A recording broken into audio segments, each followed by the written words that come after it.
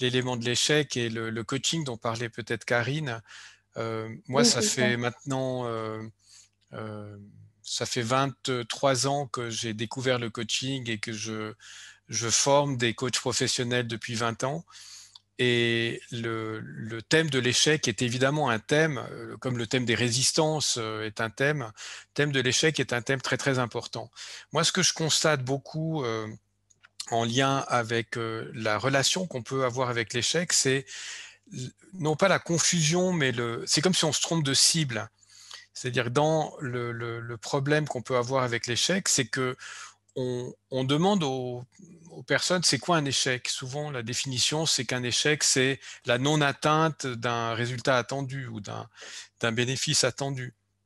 Donc ça veut dire que si on s'attend à autre chose et que la réalité nous montre euh, une, une autre direction, et que je reste attaché à mon idée initiale, eh bien, je reste enfermé dans ce que je souhaitais au départ. Quelque part, je suis, au lieu d'être ouvert aux résultats sans attachement, ce qui serait la voie archétypale du sage, eh bien, je suis dans le contrôle. Donc, qui dit contrôle dit une ouverture plus grande à l'échec.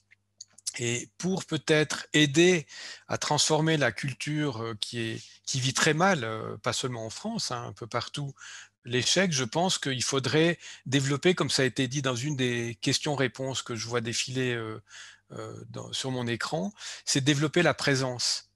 Je pense que développer la présence, qui permet développer l'intuition dont je parlais tout à l'heure, mais développer la présence, c'est un moyen de voir qu'est-ce qui se passe dans l'instant T et non pas qu'est-ce qui aurait dû se passer.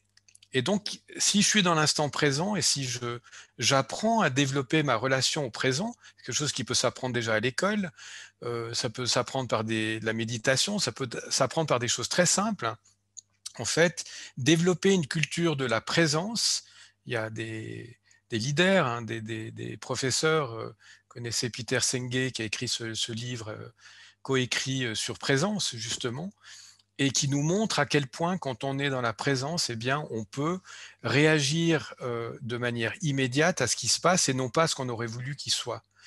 Donc, je suis complètement d'accord, Jean-Marie, que le, le fait de rester dans une culture ancienne où on va critiquer l'échec et on va créer même une peur de l'échec, eh bien, on crée des barrières, non pas inutiles, mais on fait fausse route, je crois, en cherchant à éviter les échecs, au lieu de simplement dans le présent apprendre de ce que l'échec, comme tu disais à l'instant, qu'est-ce que ça m'apprend? Qu'est-ce que je peux changer? Comment je peux réagir? Mais pour ça, il faut que j'ai une ouverture, qu'elle soit de conscience ou une ouverture tout court. Et pour avoir cette ouverture, je dois être présent.